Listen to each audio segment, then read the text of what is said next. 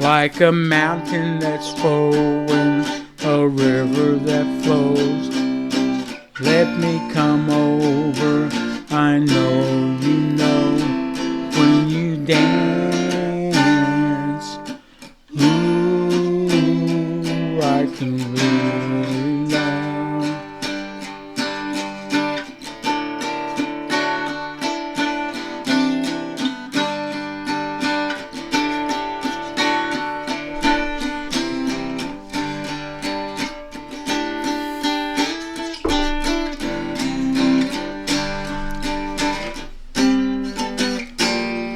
I can love, I can really love, I can really love. I can love, I can really love, I can really love. Like a mountain that's growing, a river that flows. Let me come over, I know you know, when you dance, ooh, I can really love. All right. This is the end. This is the end.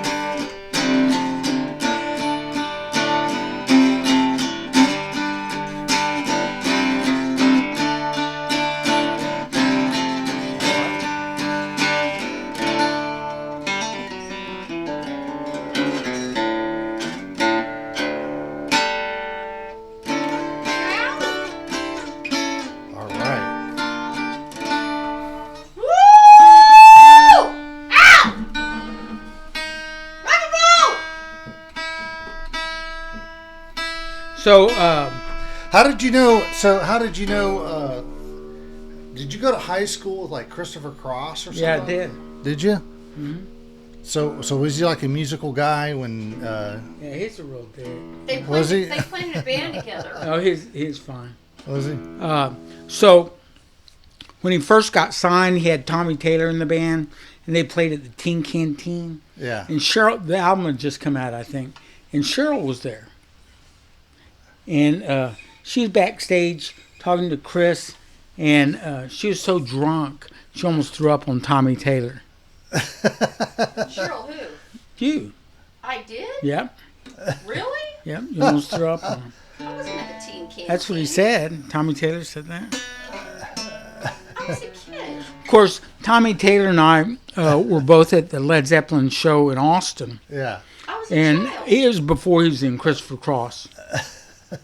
Yeah, it was before Christopher Cross was Christopher Cross. It was It was the high school band. So Tommy Taylor's talking about that show. He was a few years younger, like 15 or 16. And he and I got in an argument. Oh, okay. And he was talking about John Bonham having 2 kick drums, bass drums. And I said, he didn't have 2 kick drums. He said, oh, yes, he did. And so, it was a serious argument. He thought he was right. But I was backstage. Yeah. And before the curtain opened, I remember Phil Glossman, Chris's drummer, real good drummer, standing there with the sticks in his hand and his hands on his hip. He says, "Can you show me how you do the triplets on your bass drum?" And so, because John Bonham was warming up on his drum, and John Bonham said, "Yeah, here you go, like in good times, bad times." Anyway, but it was John on just 1 kick drum. He didn't have 2 kick drums. Anyway, did that guy calm down when he was wrong? Oh, we don't know. We don't have a picture of that show. I was thinking, if I had a movie camera at that show, because it's the first time they were in the United States, then I'd be a millionaire. Yeah. I'd say, here's one of their first shows. And, another funny story about that was, anyway, Bradley went to Ireland and played music with Emily's relatives, because her mom's from England or Ireland, and her dad's from England. Yeah, they visited. And Clay went there too. Clay was there. And so he shows me a video, and they're all singing that Kink song, Taxman's taking all my dough. He's left me in my state at home. All I've got's this sunny afternoon. And I can't sell my yacht. He's taking everything I've got. That's funny. All I've got's this sunny afternoon. Help me, help me, help me sail away. Give me 2 big reasons why I ought to stay. Anyway, so there and I didn't know they all there was played about together. there was It about 10 families. yeah there was 10 about partners. 6 people there, Oh. and Bradley was playing that song, and everybody there knew the words and singing out and belting it. Yeah, it's hilarious. So his aunt and uncle were there. Bradley's. Who was there? This was Emily's parents, friends, and relatives. Oh, yeah. while they yeah, were in yeah, Ireland. Yeah. That's cool. That's real cool. That happened Christmas. Yeah. So Led Zeppelin, in those days you didn't tour with a PA system. So Led Zeppelin needed to find a PA system, borrow one. And all the other bands that, that were opening for them had put their PAs in the vans or however they came there. And so they scrounged up this Shure Vocal Master PA. Right. That even garage bands wouldn't use. Now, this is the auditorium, Austin Auditorium, but he sounded like Robert Plant. Yeah. It sounded great. Yeah. You listen to it, and Pawn it's shop happening. shit. Yeah. With Shure Vocal Masters. Yeah. So, equipment sometimes isn't the deciding factor whether the show's going to be good or not. If the talent's there and the music's there, Yeah. Just like when you come here and play. I look at my just like when you come here and play. So, so the next time they came to San Antonio, it may have been the time before that, after that, may have been the third time. At that time, I'd sold my Les Paul to Greg Allman, but he had a go-between man, Kurt Lenhoff. And Led Zeppelin was in town that weekend. Now, it was to meet Kurt Lenhoff down at the auditorium. Right. Aztec or where? He was going to give me some money in the Stratocaster, and I was going to give him the Les Paul, right? And so we go down there. He said, "Wait a minute, let me show you something. John Bonham's buying this guitar from me." So I figured it'd be a nice guitar. So he pulls out a Telecaster bass, the shittiest bass Fender makes. Baseball net, horrible neck. Anyway, so I thought, why does he want that? Then I remember, those guys are in England. They don't have access to all this stuff, to Les Pauls and Fenders and Rickenbacker. Yeah. All they have, or Gretsch, all they have is Hofner and some Chinese company, Japanese companies. Anyway, it was pretty interesting. Seeing the Telecaster bass really wants that. I mean, they had literally a baseball neck. It was like putting your hands around a baseball bat. Back then, they've slimmed down the neck since then. One pickup, cheesy, flat body, no contour to the body. He wasn't trying to sell it to you, right? No, he was selling it. bragging. He was selling it to John Paul Jones that weekend, because John Paul Jones wanted a Telecaster bass, I guess, for his.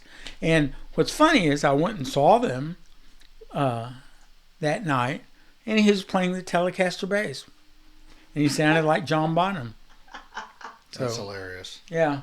That's funny. That's funny. And Spirit. I watched Spirit at the Jam Factory. Spirit. This was 69. And who's the lead guy in Spirit? I think my sister listened to that. What was the name? He wrote all the songs and stuff. So he played the whole evening on a Den Electric guitar, which then was a Sears guitar. Yeah. So, he had this $79 guitar. Like those airlines. Remember those? Yeah, airlines. Yeah. Airline or Sears. Anyway, so you look at go and you think, well, Maybe it doesn't matter. It doesn't matter. I mean, it matters a little bit. I mean, it's Depends. talent in the song. Unless you're really good. That was like Jack White's shtick was buy those cheaper department stores guitars, those old plastic ones. Because Jimmy Page used one. In recording. Dan Electro. Yeah. We found one in her attic in her house when I was refurbishing it, but it was destroyed. Never to be revived again. It was there probably 30 years in the attic. Who's at it? My dad's. Hers in 306. Solo. 306. Uh-huh. Yeah.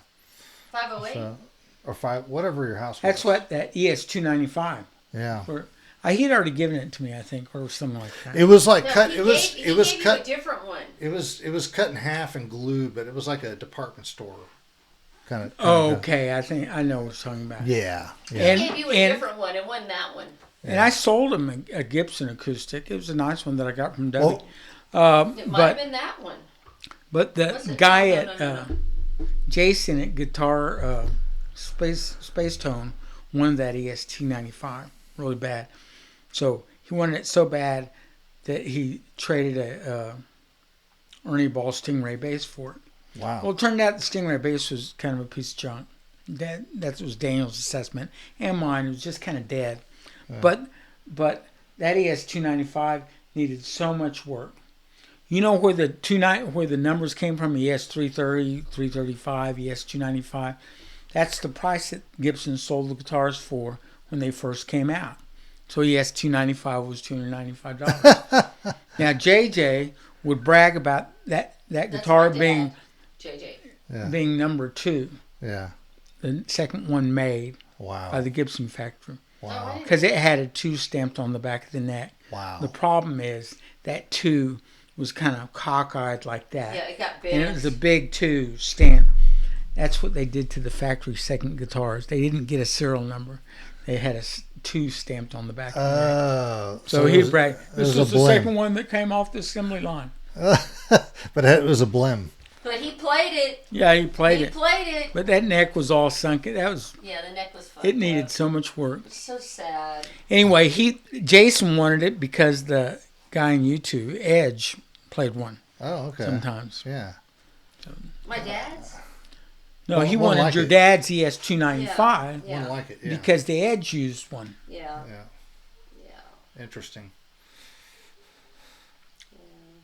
That was fun playing with your dad. Yeah. I saw the pictures. Yeah, I saw even Clay up there playing. Huh? Who was it? Bradley. Bradley was playing with her dad and you in a country band or something. Yeah. Yeah. What was the name of the band? JJ and the Ozark Oh, that was Drifters. another JJ? JJ and those are And the Ozark Remember I Drifters. told you? His That's all- first band was in Iceland.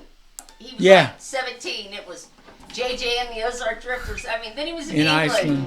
England, That's funny. JJ and the Ozark Drifters. I mean, he always had. So what gun do you want for this? Let me look at it's a Synchromatic. I'll look up on the internet. I really want one bad. It's nice. I think out of the store 5 and change, maybe something like that. 5 and change? Yeah, maybe. Do you just want cash? You don't want to trade a gun? No, you bought me that. You bought. That's me not that. mine to sell. I can't sell it. It's hers. Yeah, Look it's it up Oh, and you see can't? the price. I'll just get. No, you don't I have to buy it. Tell I me- bought Bob's. Tell me what the price is. I don't know, but John. I bought Bob's ST1100 from his wife. Okay. He didn't want to sell it, That's so I fine. called her up and said, "I'll give you $5,500 for it." She said, "Sold. Come on by." There you go.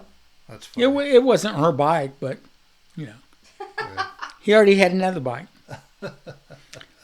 And I tell him, I said, when you die, I'm calling your wife up and ask her to just leave all your stuff on the curb because I'll come by and pick it up. I'll give her a good price So for he's it. in really bad shape. Huh? Bob's in really bad shape. From his broken hip? Yeah, he's lost weight. I mean, he's lucid and can get around.